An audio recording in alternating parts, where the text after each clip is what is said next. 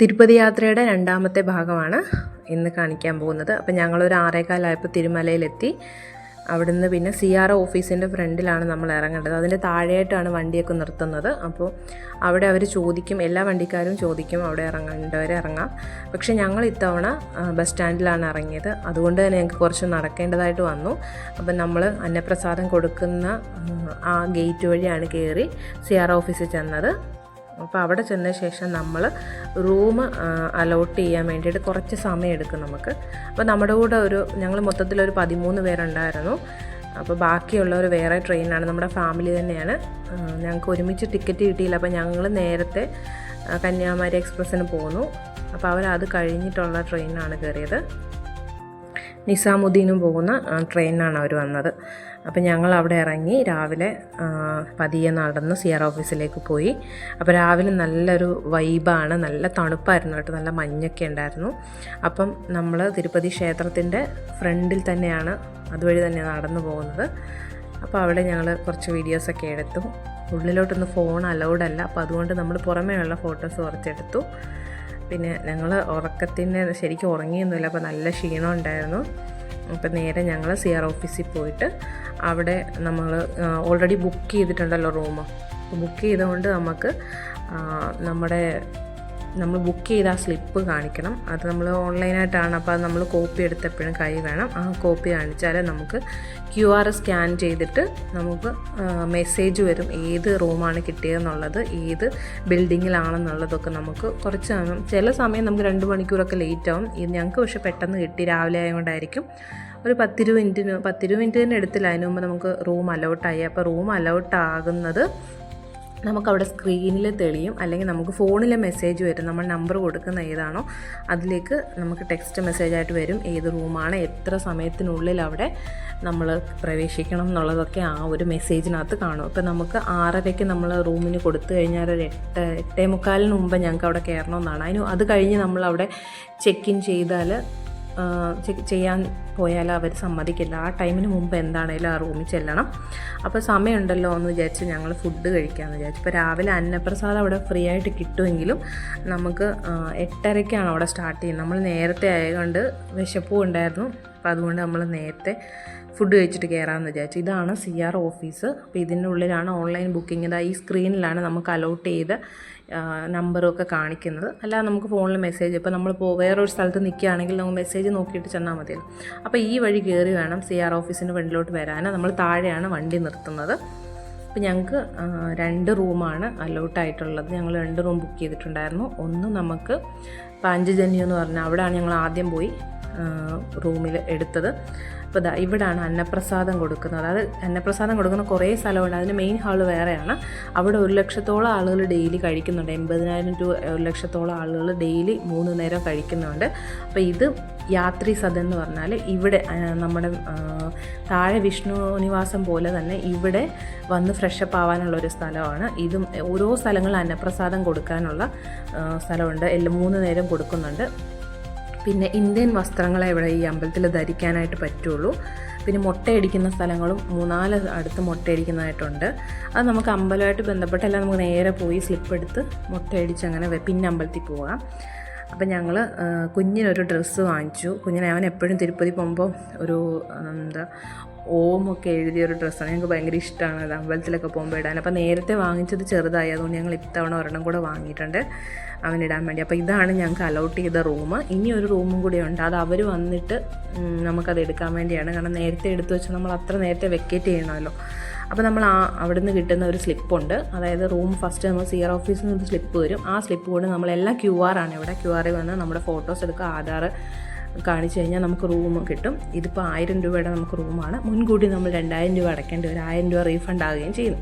നമ്മൾ വന്ന് റൂം എടുത്ത് വെക്കേറ്റ് ചെയ്ത് 2 ദിവസത്തിനുള്ളിൽ നമുക്ക് റീഫണ്ട് ആവും.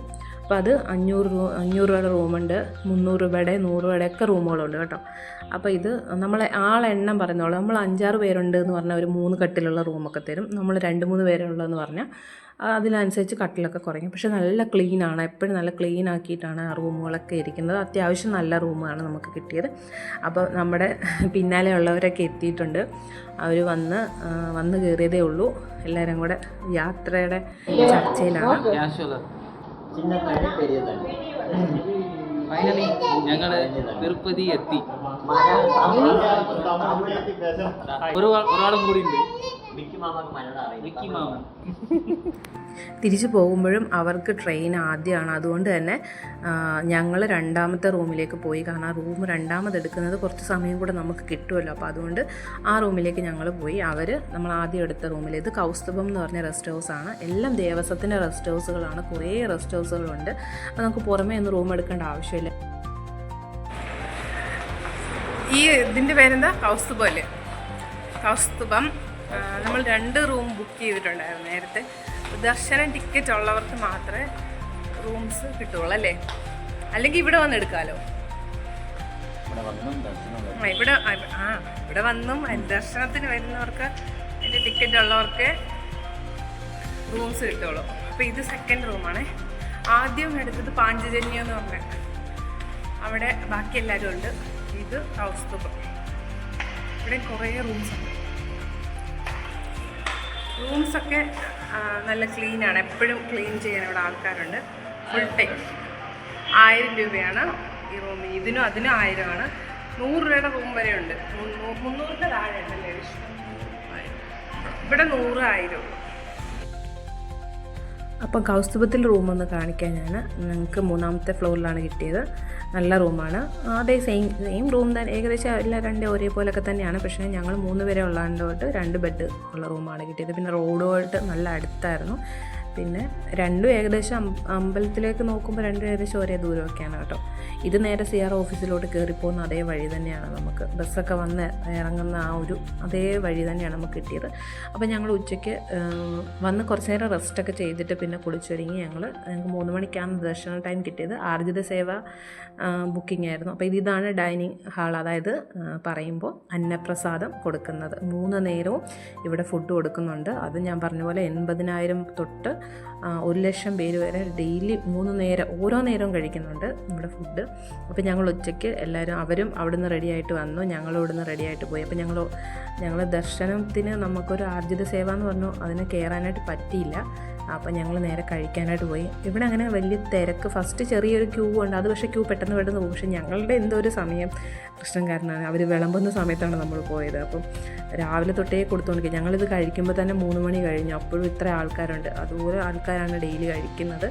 അപ്പോൾ നമുക്ക് ബീട്രൂട്ട് ഒരു മെഴുക്കുവരട്ടി പോലൊരു ഇതുണ്ടായിരുന്നു. പിന്നെ പായസം ഉണ്ടായിരുന്നു. പായസം അടിപൊളിയായിരുന്നു. അപ്പോൾ കുഞ്ഞ് പായസം കുടിച്ചുകൊണ്ടിരിക്കുകയാണ്. പിന്നെ നമുക്കൊരു ചമ്മന്തി ഉണ്ടായിരുന്നു, സാമ്പാർ, ചില സമയത്ത് മോരും അതേപോലെ രസവും അങ്ങനെയൊക്കെ കിട്ടും കേട്ടോ. അപ്പോൾ ഇതൊക്കെയാണ് കൂട്ടാൻ. വിശക്കുന്നവർക്ക് ചോറ് എത്ര വേണേലും അവിടെ തരും. വീണ്ടും അവർ വരും ചോറിന് വേണ്ടി. പിന്നെ ഇവിടെ നമ്മൾ ചോറുണ്ട് കഴിഞ്ഞിട്ട് വേറെ ലൈനിൽ കൂടിയാണ് പോകുന്നത്. പിന്നെ ചെരുപ്പ് ഊരിയിട്ട് വേണം അതിലും കയറാൻ. ചെരുപ്പിടാനൊക്കെ എല്ലായിടത്തും ഫ്രീ ആയിട്ട് സ്ഥലങ്ങളുണ്ട്. പിന്നെ നമ്മൾ വന്ന് ചെരുപ്പ് ഇട്ടുകൊണ്ട് തന്നെ പിന്നെ ഉള്ളിൽ കൂടെ കയറി. പിന്നെ ഫോണും അതേപോലെ തന്നെ ചെരുപ്പുമൊക്കെ പുറത്ത് ഫോണൊക്കെ നമുക്ക് കൊടുക്കാനൊക്കെ ഒരുപാട് സ്ഥലങ്ങളുണ്ട്. അവിടെ എല്ലാം കൊടുത്തിട്ട് വേണം, അതിൻ്റെ സ്ലിപ്പൊക്കെ വാങ്ങിച്ചിട്ട് വേണം നമുക്ക് ക്യൂവിലോട്ട് കയറാനായിട്ട്. അപ്പോൾ ഞങ്ങൾ 500 രൂപയുടെ ബുക്കിംഗ് ആയതുകൊണ്ട് തന്നെ ഒരുപാട് ക്യൂ ഒന്നും നിൽക്കേണ്ടി വന്നില്ല. കുറേ ലൈൻസ് ഉണ്ട് ഇവിടെ. ബുക്കിങ്ങിൻ്റെ കാര്യങ്ങളൊക്കെ ഞാൻ പിന്നീട് ഒരു വീഡിയോ ഡീറ്റെയിൽ ആയിട്ട് ചെയ്യുന്നുണ്ട്. അപ്പോൾ നമ്മൾ തൊഴുതിറങ്ങിക്കഴിഞ്ഞാൽ നമുക്ക് ലഡു കിട്ടും. അപ്പോൾ അതേ ലൈനിൽ പോയി ലഡു വാങ്ങിക്കാം. ഒരു ബുക്കിങ്ങിന്, അതായത് ഒരു ബുക്കിങ് 2 പേർക്കാണ് നമുക്ക് 500 ചെയ്യാൻ പറ്റുന്നത്. അപ്പോൾ ഒരാൾക്ക് 1 ലഡു, അങ്ങനെയാണ്. ഒരാൾക്ക് 1 ലഡു. അപ്പോൾ 2 ലഡു കിട്ടും. ഒരു ഒറ്റ ബുക്കിങ്ങിൽ 2 ലഡു കിട്ടും. അപ്പോൾ ഞങ്ങൾ വന്ന സമയത്ത് ഇവിടെ മറ്റേ ദീപാലങ്കാരത്തിൻ്റെ ഒരു പൂജ നടക്കുന്നുണ്ടായിരുന്നു. അതിനും ഞങ്ങൾ ബുക്കിംഗ് 2 പേർക്ക് എടുത്തിട്ടുണ്ടായിരുന്നു.